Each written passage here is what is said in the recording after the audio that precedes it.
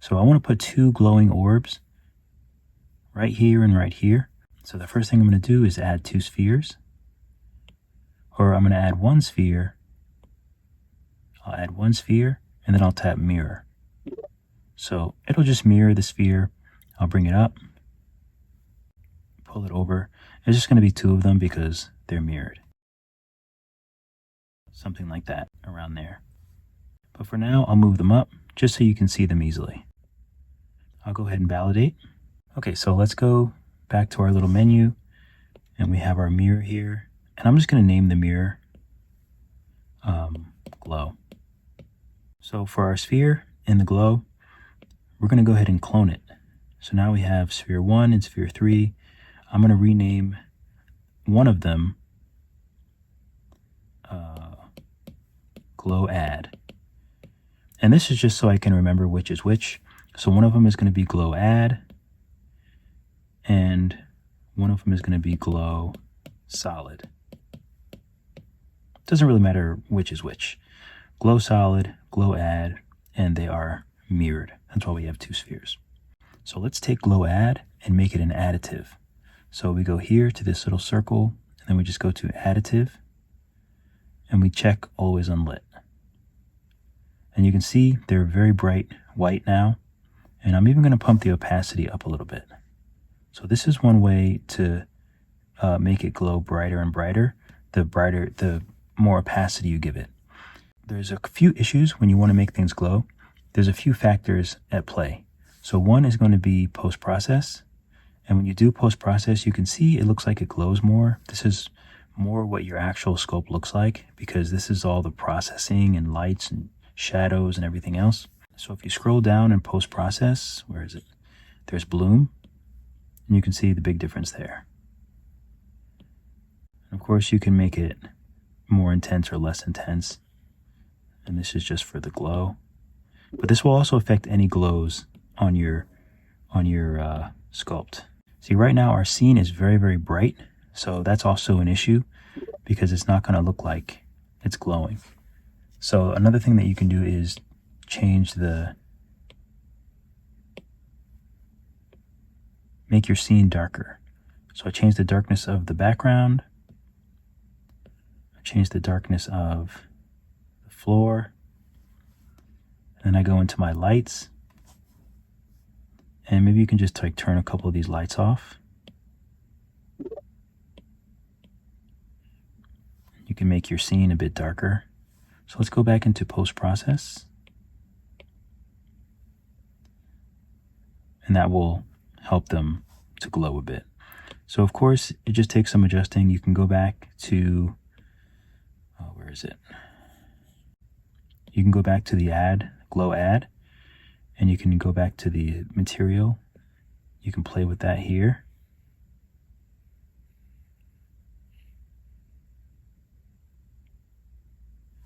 Say if you want it really bright, you can go to the bloom. You can raise the bloom like that. So that also plays a part, just how bright your scene is. If you want to change the color, then you want to select both of them and then just go to your color down here and you can change the colors. Yellowish color like that. So then we'll change both of them. I'll adjust the bloom a little bit more. And I did say I was going to put them in his skin. So now that I have them selected, I'll just drag them down. Make them a little smaller. Oh, that's right, the environment too. The environment is very important to turn that down. So now we have a very low environment, but you can see the glow very, very well. So let's change one of these lights. So I have a light that I was named top. So that's this light here. But since we have this light source, let's bring that light down. If I can find it, there it is. Let's bring this light down. Maybe we can change it to match that color. So we'll make it sort of a light yellow. We can lower the intensity a little bit. So it's very important if you're going to make a light source, if you can use that as sort of the surrounding light. You know, it just makes it look a little bit more believable. You can change the light to a point light. I'll lower the opacity. And if you use point light, make sure to tap screen space, because that will give you better shadows rather than the light just sort of going through. So if you ever have the issue where you notice that the shadows are going through, like for example, if I go back to shadow map, you can see all the light in here shouldn't be there. So we just tap screen space and that helps. So let's go down to right over where our lights are. Let's make it a little softer. And I'm essentially just using this light to be a source of light as though it's coming from that. Whoops. And of course you do have some issues, like you can see this the point of this light in the reflection, but it still looks better than not, because now it's almost like these lights are giving off light. And just remember, just try to use the colors of the light.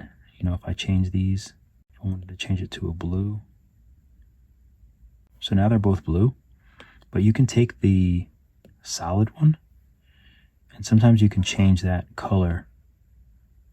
Like you can make this one a little bit darker and it'll change the type of glow.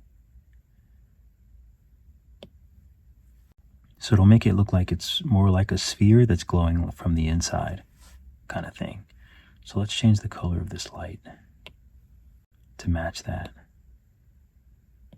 Something like that. And then you can sort of dress in your lights and you can adjust them depending on how dark or how light you want your scene.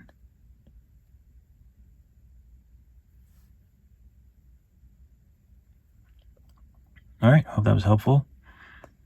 Keep drawing, keep sculpting. I'll see you all in the next video.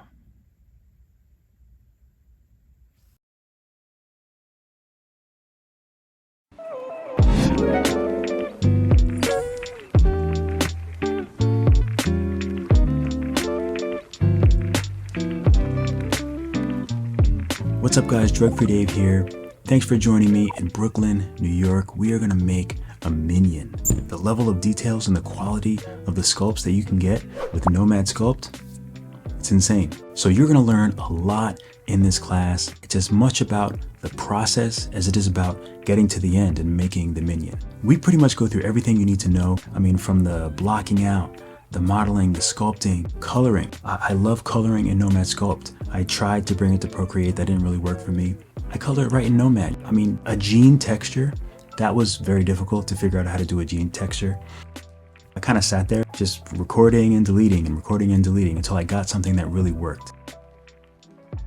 So a few of the other things you'll learn in this class is how to make eyes. I really love making eyes. I came up with this way to do really cool, glossy, colorful eyes, and you'll be able to use it in all your characters after this class. I also do texture. I wanted to give his little overalls some texture, and also I wanted to give his skin some texture because he sort of feels felty. I've never felt a minion, but I feel like they would be sort of like felty. Then you can go ahead and make things with texture. It's really not that difficult once you just know how to do it, and I'm going to walk you through all of that in this class and then some. This is one of my favorite, most complex sculpts to date. This minion really gave me some problems and some issues that I really enjoyed figuring out. And that's really the key takeaway for the class, is just working through issues and figuring out different problems and then figuring out the solutions to those problems. All right, let's move on to the next video, class project.